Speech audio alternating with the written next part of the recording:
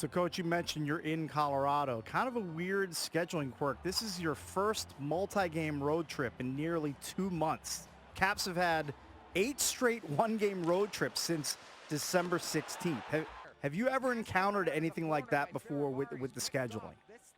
No, and I think that's a different one for sure. And it's once you get out on the road, you'd like to stay on the road and play a few games usually. And going back and forth, it's the travel part that takes it out of you. Is the to and from the airport, the back and forth, the change, delays with flights, all that sort of stuff. And when you're on the road and you're not worrying about coming back to, take care of things at home, then you can deal with delays a lot easier. So it's just one of the parts. I mean, it's part of being a professional athlete. You have to figure out how to get through it. And obviously, we've done a good job as we still sit atop the Metro, and certainly not playing our best hockey. But there's situations like this where we're going through a little bit of adversity. I think is good for us in the long term. And Coach, there are certainly numbers to back up what you're saying as far as being out on the road for a stretch of 3 or 4 games at a time.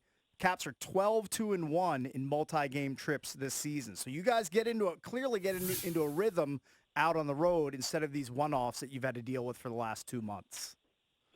No, it's been kind of an interesting transformation of our team over the last 6 years too. That sometimes makes a little bit of getting on the road a good chance to get back and reset and get into your routine. Through the first 3 quarters of the season, our team, I don't think there's, probably any other team that does more stuff in the community than we do when we're at home. Every day it seems like our guys are doing something and just the amazing impact they make on the community, and they're so committed to that, whether it's through individual things or it's through team things. And then now we have so many guys that have young families. So now learning to, how to deal with being new dads and dealing with kids that are growing up and wanting to be great dads and husbands at the same time. And so this gives you a chance to, for the most part, have our mindset on hockey tonight. And, I don't expect us to be perfect tonight. And it's going to, be a little bit of work for us to get through this spot of adversity and, playing without Kuznetsov tonight and some different things. But hopefully, we can see some signs in the right direction and start to overcome some of this adversity, which I think is a great learning tool. So you just mentioned Kuzi there. He's making the trip, but he's out tonight. I know you and the rest of the NHL, you're very guarded about injury status of players, but it's encouraging that he's making the trip. Maybe he'll be able to make one of the later games, maybe against Arizona or Vegas. Yeah, if it wasn't a situation like that, then normally we wouldn't bring the player on the trip. So that's we're hoping and hopeful that is the situation. And that being said, we're not putting the player in until he's 100% at this time. And so we want to make sure he's back and healthy and ready and to go for a really good last 25 game, 28 game push here as we get closer to the end of the season. Talking to Coach Todd Reirden from the Washington Capitals, still atop the Metro. So, Coach Reirden, we've been talking a lot about the goalie situation the last couple of weeks, and we don't know what the hell we're talking about. Why don't you fill us in? The goalies haven't been playing as well. You look at some of the statistics, and Samsonov had been playing much better of late, but then he had a couple of clunkers.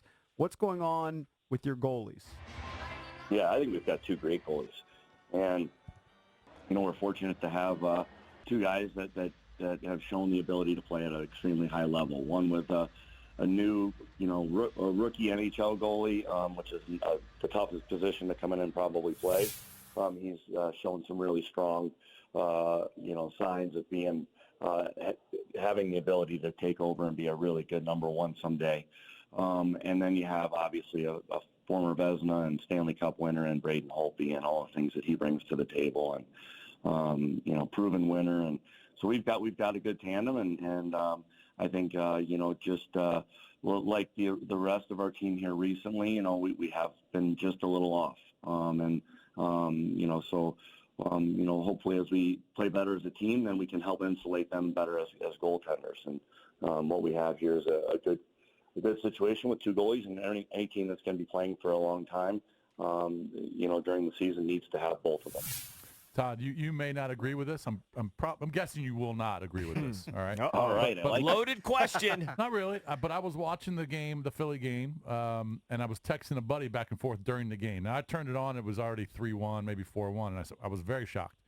And I was texting him, and I said, "Hey, dude, what's going on? Is it Holtby or was it the defense?" He said, "No, defense put him in a lot of bad spots." But he said at the end of the game, he says it's not bad to have your ass kicked once in a while, to kind of just send a message. Now, I know you don't want to have your ass kicked in back-to-back games, but he said he was more positive about it. He said this is good for the team.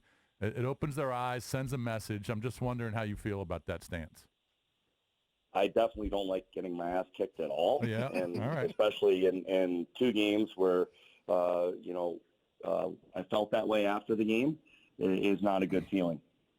With that being said, I've been fortunate to be a part of, in my time in the NHL, teams that have been in the playoffs every year.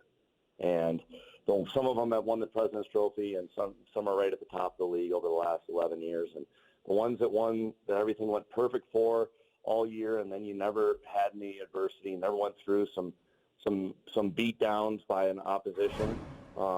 They never seem to be able to go to the next level and win the ultimate prize. And the 2 times that I've been a part of raising that cup, it hasn't gone perfectly. So sometimes it can be good that you're dealing with it in season as opposed to in, let's say, Game 3 of a playoff series for the first time. So that's happened to me as a player and as a coach. And it's part of the game. It's a competitive game. Obviously, there's everyone wants to win, and we're fortunate to be in a situation where we can make some adjustments here and play better as a group of players and a group of 5 on the ice, which is the biggest thing, and then learn from these lessons and improve.